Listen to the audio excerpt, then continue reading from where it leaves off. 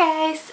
Today I'm going to do a non-spoiler book review over the most recent book I finished, which is The Pledge by Kimberly Derting.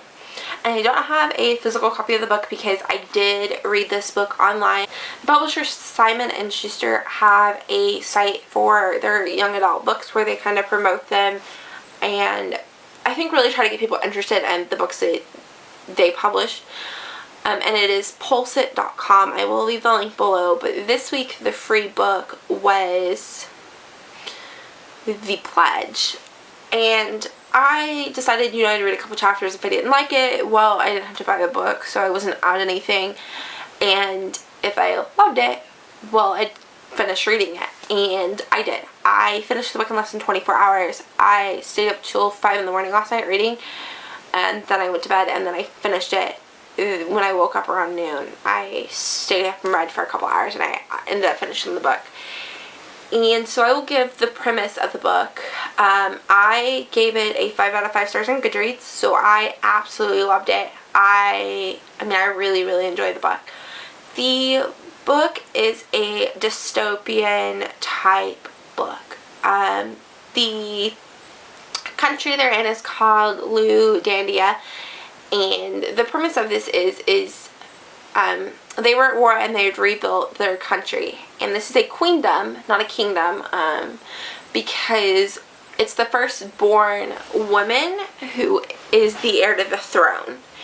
And the book starts with the first queen of the story passing the queendom on to her 6-year-old daughter, and then 81 years later they are showing kind of where the country is at now. And now the revolutionaries, who don't like how the queendom is set up, they don't think it's fair, they don't think it's equal, and they want a new queen. And the queen is 81 years old, or I don't think it actually says her age, but anyway, she's extremely old and frail and needs to find an heir to the throne because there hasn't been a female heir in several generations, and there's not one living. So she has to find a female to take over the throne, but they have to be of the royal bloodline because they have to have magical qualities. And this magic isn't really all that complicated. And they don't really even speak of it very much. But essentially, only the queens or princesses have a little bit of power in them. And it is that power that allows them to rule the queendom. And they've shown throughout history that without this power, you don't have a successful queendom. So the premise of this society is that they are set into a caste system. And there is one universal language, which is English, and everybody can understand that. And then anybody above the servant class has their own specific language, but they only have one language. So the royals have the royal language. The merchants have their language, which is Parson, and then you have the councilmen who have their specific language. But only people in that caste can understand that language. And I believe the caste above it can understand the caste languages below it. But if you're a merchant, you can't understand the council's language or the royal's language. You can only understand if they're speaking to you in Parson or English, which is the universal language. And so basically this is set up to keep things from revolutions and revolts from happening, because the class systems can't really talk within other classes, so they don't really, theoretically they don't see some of the despair in the classes, and they can't, get everybody together to start a revolution. So that's the thought behind it.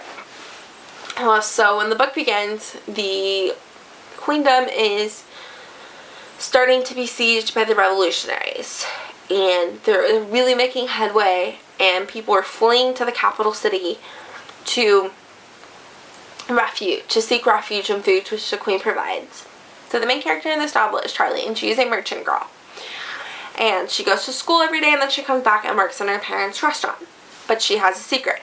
She can understand any language, and she's not supposed to. She doesn't know how she can do this. She just knows she can, but she can't let anybody know, or else she can be killed. by the queen because she would be breaking the law. And when you break the law, whether you are, you know, saying bad things against the queen or murdering somebody, the punishment's the same. They get hung on the gallows. So she used to keep this secret. And it really kind of shows her journey through the beginning of the novel, where she's kind of unsatisfied because she can hear, you know, the other classes talk down about the merchants. And, you know, she sees the way people treat these servants and how it's not exactly fair. And she doesn't like this, but she can't risk people knowing that she has this ability, so she keeps it quiet. She has two good friends in the book, Brooklyn and Erin. And Erin is extremely protective of her and, you know, follows her wherever she goes and would die for her. Brooklyn is, you know, a girlfriend, but Charlie doesn't fully trust her. So, you know, Brooklyn is very promiscuous. She's very pretty. She flirts with all the soldier boys, and she, you know, they go out and have a girls' night a lot. So one night she agrees with Brooklyn to go out and have a girls' night, and she starts to fall for a boy named Max. And at first this is just an infatuation with him because she doesn't quite know if she likes him or if she doesn't. There's something about him that draws her to him, but she's also afraid of him. And her intuition's right because Max is a boy of many secrets and he doesn't divulge them easily. But he is very intrigued with Charlie. And so he starts following Charlie around. And that's where chaos and stuff ensues. An effort for the novel. And like I said, I'm not going to spoil it at all, so you guys can definitely read the novel, but I highly recommend it. I absolutely loved it. There wasn't really a love triangle, which again, I love, but I thought the revolutionaries and their way of hiding and everything from the queendom and, you know, really how they operated was very interesting. I thought their method of war and in getting the queens they wanted on the throne was interesting. And I also liked the evilness of the queen because she was pure evil throughout, and you could see it in everything she did. And that's not a spoiler. Not a spoiler at all. There's a book, you know, about, you know, people betray other people. You know, there are people you trust, and it's about kind of figuring out who do you trust, who do you don't, and kind of what your destiny is. And I thought it was particularly very good. It was different than other dystopian novels I had read. And I really, really like it and highly recommend it. And I definitely want to read the next two books in the trilogy, which are already out. I definitely want to get my hands on them. And I want to get my hands on a physical copy of this book for my bookshelf. And yeah, so I will see you in my next video. And I hope you enjoyed my review. Bye.